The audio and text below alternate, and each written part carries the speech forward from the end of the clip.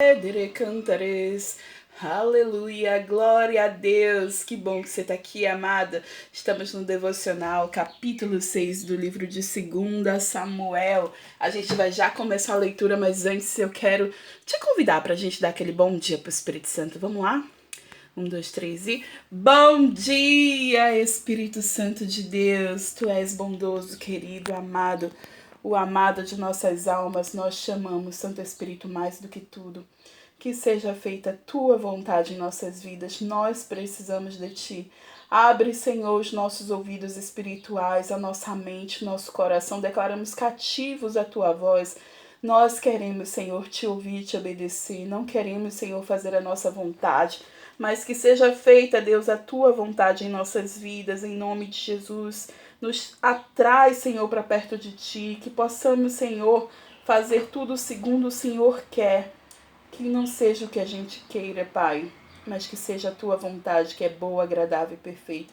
Ensina-nos, Espírito Santo, a tua palavra hoje, a te adorar com gratidão, Pai. Te adorar, Senhor, não só com palavras, Senhor, mas com atitudes.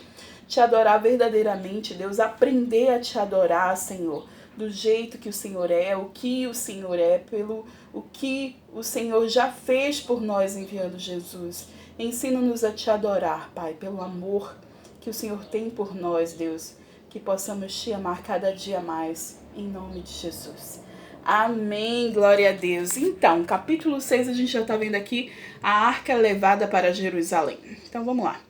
De novo, Davi reuniu os melhores guerreiros de Israel, 30.000 ao todo. Ele e todos os que o acompanhavam participaram para Baalá, em Judá, para buscar a arca de Deus, arca sobre a qual é invocado o nome do Senhor dos Exércitos, que tem o seu trono entre os querubins acima dela. Puseram a arca de Deus num carroção novo. É uma carroça, né? Puxada por bucho. E a levaram da casa de Abinadab na colina. Uzá e Aiô, filhos de Aminadab, conduziram o carroção. Bom, deixa eu falar aqui rapidinho. A gente viu, né, que Davi ele já era rei em Judá. Só que agora, no capítulo passado, a gente viu que Davi se torna rei em todo Israel. E, tipo, a primeira coisa que ele fez do governo dele, né, dele como rei, foi pegar a Arca da Aliança de volta. Tava na casa de Abinadab, mas ele queria trazer para a casa de Davi, né? Queria trazer para Jerusalém. Então, a primeira coisa que ele fez como rei foi querer trazer a presença de Deus para onde ele estava. Essa foi a primeira coisa que Davi fez. E a gente vê como Davi era ligado, né? Tinha uma visão espiritual das coisas. Ele queria, era o que ele mais queria. E aí ele providenciou, só que não providenciou da forma certa, né? Só que eu quero te dizer que 1 é melhor do que 0. Você fazer alguma coisa é melhor do que não fazer nada.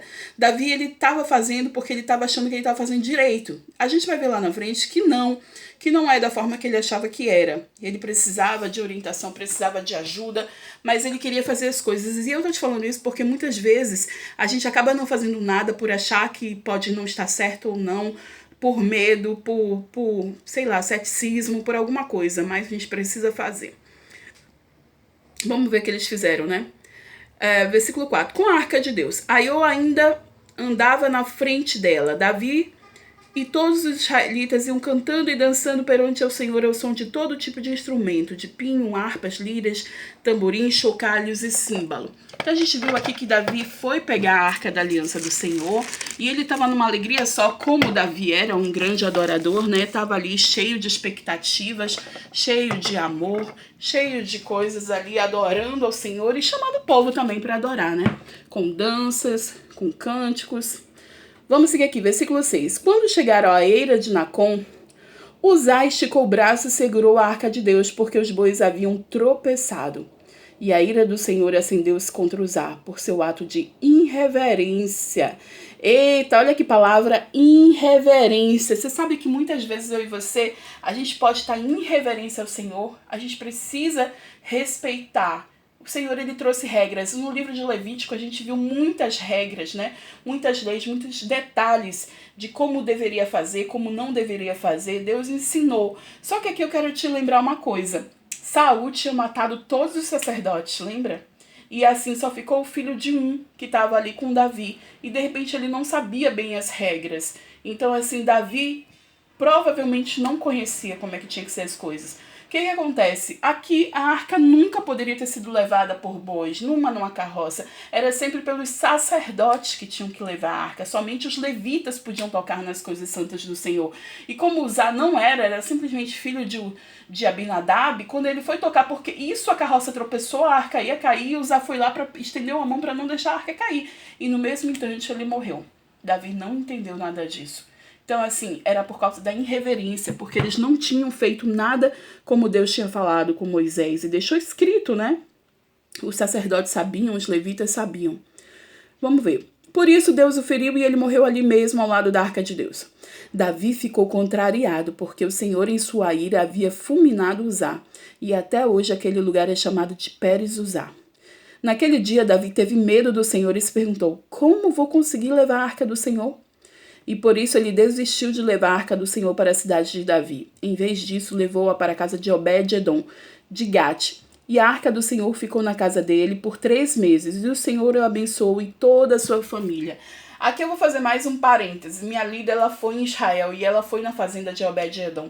E o que ela conta, minha líder Patrícia, né, e Luizinha, eles foram lá e conta que essa fazenda é extremamente próspera até hoje. Só porque a arca do Senhor esteve na casa de Obed-edom, prosperou tudo que Obed-edom fazia. E até hoje, as gerações de Obed-edom, elas ainda têm isso, né? Elas tiveram a bênção. Até hoje, eles são muito abençoados e prósperos, porque a arca do Senhor esteve ali.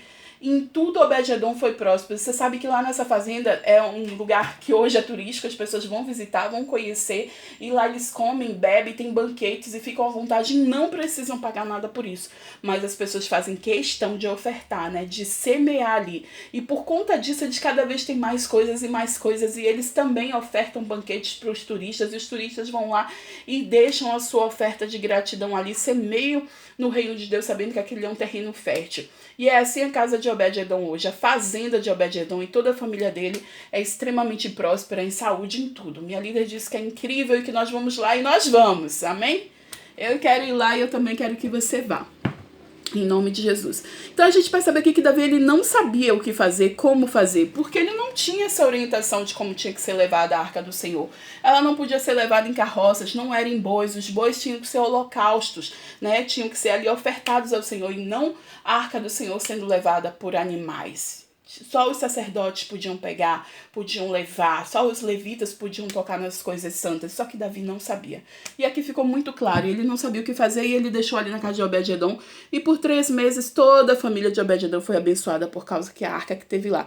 Minha irmã, eu quero te dizer uma coisa: deseja a arca do Senhor em sua casa, a presença do Senhor em sua casa, para você ser extremamente abençoada na sua saúde, na sua prosperidade, no seu trabalho, nos seus estudos, em tudo. Que a sua família seja extremamente abençoada em nome de Jesus. Amém? Versículo 12. E disseram ao rei Davi: o Senhor tem abençoado a família de Obed-edom e tudo o que ele possui por causa da arca de Deus. Então Davi com grande festa foi à casa de Obed-edom e ordenou que levasse a arca de Deus para a cidade de Davi.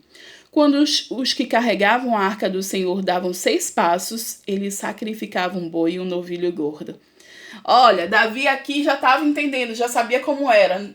Tinham pessoas, e eram pessoas específicas, né? Tinha que ser da tribo de Levi, tinha que ser da parte dos sacerdotes, para carregar a arca do Senhor. E os bois que antes estavam carregando em carroça, agora estão sendo sacrificados. A cada 6 passos que os sacerdotes davam levando a arca, os bois eram sacrificados. Então Davi entendeu qual era o negócio. E o que eu e você precisamos fazer é entender a coisa, o negócio, perguntar para Deus como é o manual, o que eu devo fazer, como é que eu devo fazer. E agora Davi estava fazendo da forma correta.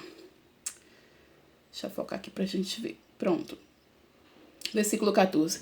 Davi, vestindo o colete sacerdotal de linho, foi dançando com todas as suas forças perante o Senhor.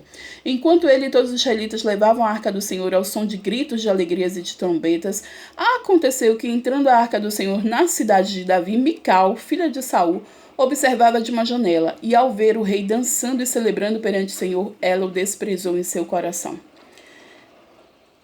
O que acontece? Mical aqui achou errado O rei era rei, ela conhecia Saul como rei, não se misturava com as pessoas, e Davi estava aqui como qualquer pessoa. Ela, em outra versão diz que ela comparou Davi como um vadio, né? Dançando, se alegrando, e ali, sabe, à vontade no meio do povo. Eu quero te lembrar que Davi era um adorador. Ele adorava de coração. E você sabe de uma coisa? Muitas pessoas hoje, quando estão adorando ao Senhor, seja cantando, seja, sabe, louvando, seja dançando, em vez de contagiar as pessoas ao redor para elas também fazerem isso, acaba ficando com vergonha, tímido. E ali olha para aqueles olhares de Mical, né? De desprezo, de rejeição, dizendo, eita, que vergonha. E aí para. Só que eu quero te dizer que eu e você precisamos ter esse coração de Davi, adorador, para a gente se alegrar na presença do Senhor, que seja real, que seja para Deus, sem olhar para os lados, sem pensar em quem está vendo, o que está vendo, simplesmente a gente fazer. Amém? Cadê? Versículo 17. Eles trouxeram a arca do Senhor e a colocaram na tenda de Davi, que Davi lhe havia ali preparado. E Davi ofereceu holocaustos e sacrifícios de comunhão perante o Senhor. E após oferecer os holocaustos e sacrifícios de comunhão, ele abençoou o povo em nome do Senhor dos Exércitos, e deu um pão, um bolo e tâmaras. Gente, tâmara é melhor que chocolate, viu? Tâmara é uma delícia. O povo de Israel que sabe das coisas, viu? Você sabe que lá é rico em frutas, em coisas assim, e é incrível. E quem não está acostumado, né? Se está acostumado com coisas industrializadas, embaladas e biscoito, blá, blá, blá, não gosta da comida de Israel, porque é uma comida muito natural, muito do que vem da terra, né? E as tâmaras, eu vou te dizer que é melhor do que chocolate. Pois é, foi só um parêntese, me perdoe aqui, mas... Ai, tâmara. As tâmaras são muito deliciosas, gente. Muito, muito, muito, muito. Tâmara, sabe, parece aquela ameixa seca, mas é bem mais gostosa. Vamos lá. Ele deu um pão, um bolo de tâmaras e um bolo de uvas passas a cada homem e a cada mulher israelita. Depois todo o povo partiu, cada um para a sua casa. Voltando Davi para casa, para abençoar sua família, Mical, filha de Saul, saiu ao seu encontro e lhe disse: como o rei de Israel se destacou hoje, tirando o manto na frente das escravas de seus servos como um homem vulgar, tá vendo? Um homem vulgar aqui, tá dizendo que o rei parecia um homem vulgar, porque tava ali, tava sem as vestes de rei, tava dançando, cantando, tava fazendo o que queria, né? Mas Davi disse a Mical: foi perante o Senhor que eu dancei, perante aquele que me escolheu em lugar de seu pai e de qualquer outro da família dele.